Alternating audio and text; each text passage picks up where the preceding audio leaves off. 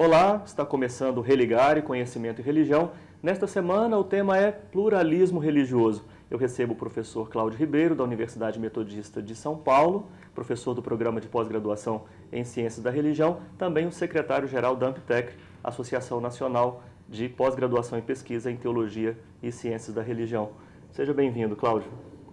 Você pode participar do programa acompanhando a nossa página na internet. O nosso endereço é www.tvhorizonte.com.br/religare. No nosso site você pode acessar os vídeos e também ter notícias sobre os bastidores do programa. Você pode também nos encontrar nas redes sociais, basta buscar por Religare, Conhecimento e Religião. Deixe uma mensagem para a nossa equipe.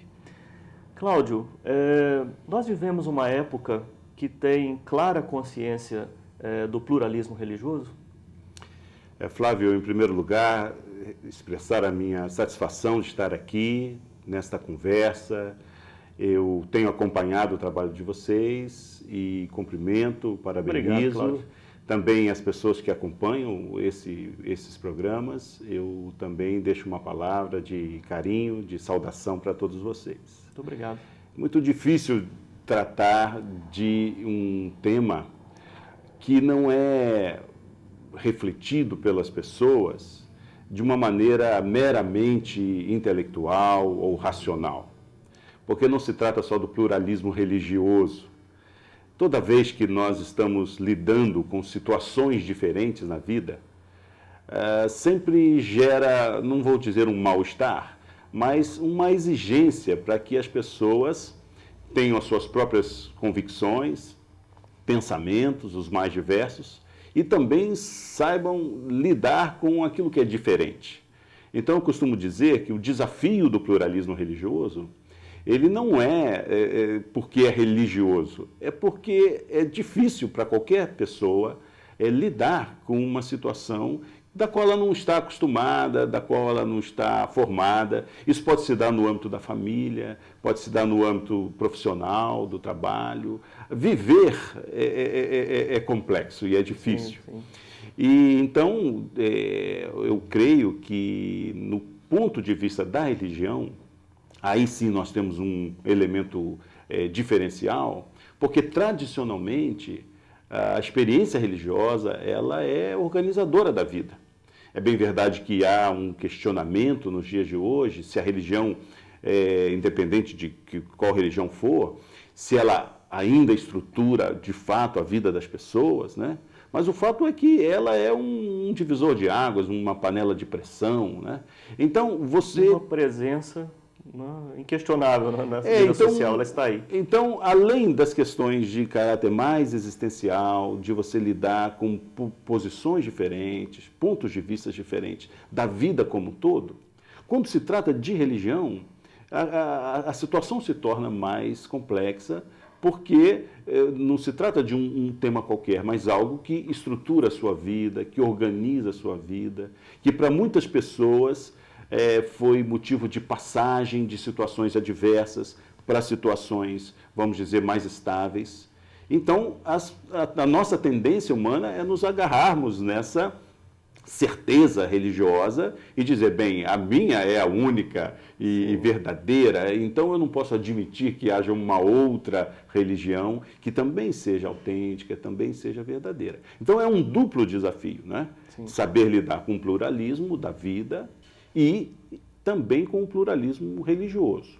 Eu acho que nós estamos numa fase de transição, onde os setores da sociedade, das igrejas, das diversas religiões, estão compreendendo que, ao enfrentar esse desafio do pluralismo, não é, a vida se torna mais saudável.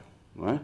Então, não que a gente vai equacionar, resolver todos os problemas, mas a sociedade se torna mais democrática, a vivência se torna, por ser mais plural, sim, portanto, mais saudável, melhor de ser vivida, do que cada grupo, cada pessoa se firmando na sua posição e gerando conflitos, no caso, conflitos religiosos, que sempre têm consequências muito graves. A perspectiva está mais para relativizar as verdades ou para buscar um diálogo mais amplo?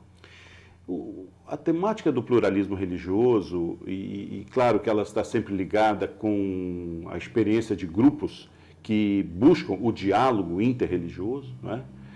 Que pode se dar no âmbito interno de cada religião. No caso do cristianismo, nós podemos falar de um diálogo intracristão, que é um diálogo religioso também, porque há grupos de cristãos diferentes, de tradição católica, de tradição protestante, de tradição oriental, ortodoxa.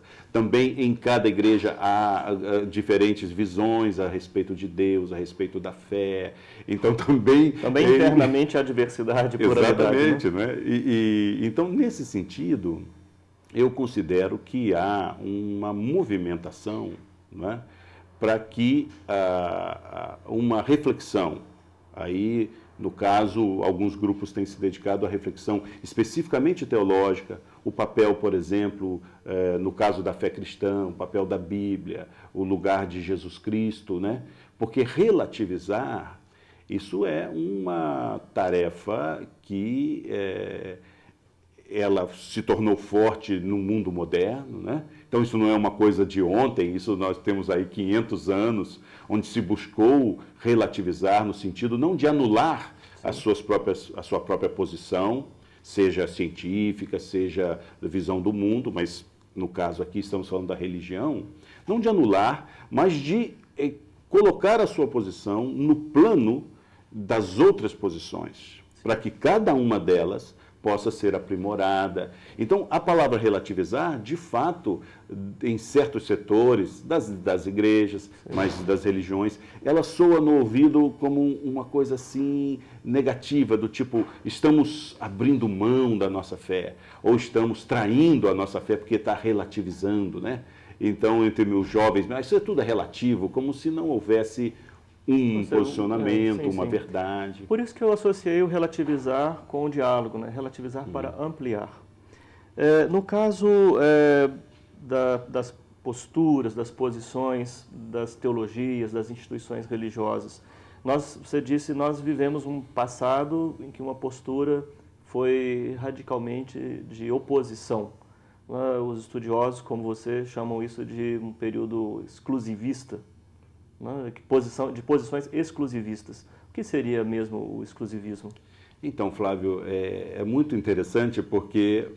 Não sei se me expresso bem ou corretamente. Não, sim, essa é sempre uma questão que as pessoas levantam, os grupos que estão dedicados a essa reflexão levantam, e nós não podemos nos enganar de considerar que sempre o nosso posicionamento, né, ele é o melhor. Então, os exclusivistas são os outros, né? E nós somos perfeitos. Não é assim, né? Eu acho que se trata de uma experiência espiritual, uma aventura espiritual. Claro que há estudos acadêmicos em torno disso, no âmbito da história das religiões, né? Tanto na origem de cada expressão religiosa, daquelas que são mais conhecidas de nós, no seu desenvolvimento histórico, a realidade social hoje, por exemplo, os dados do censo, que recentemente foram divulgados, que mostra no Brasil uma realidade mais plural do que décadas anteriores, né? Quer dizer, tudo isso é importantíssimo, né? E nós precisamos beber dessas fontes, mas há uma dimensão de natureza mais estritamente religiosa, que aí eu acho que serve para você, serve para mim, todos que estão agora nos acompanhando, né? Que é um tipo de aventura espiritual, essa é uma expressão que eu gosto muito, que se trata de descobrir, né? Como é essa experiência do diálogo, do pluralismo, como nos posicionar, né? Eu vou chamar um breve intervalo para a gente poder continuar conversando sobre esse assunto. Pluralismo religioso é o tema do Religar de hoje. Eu estou aqui com o professor Cláudio Ribeiro, da Universidade Metodista de São Paulo. Nós vamos fazer um breve intervalo e voltamos já.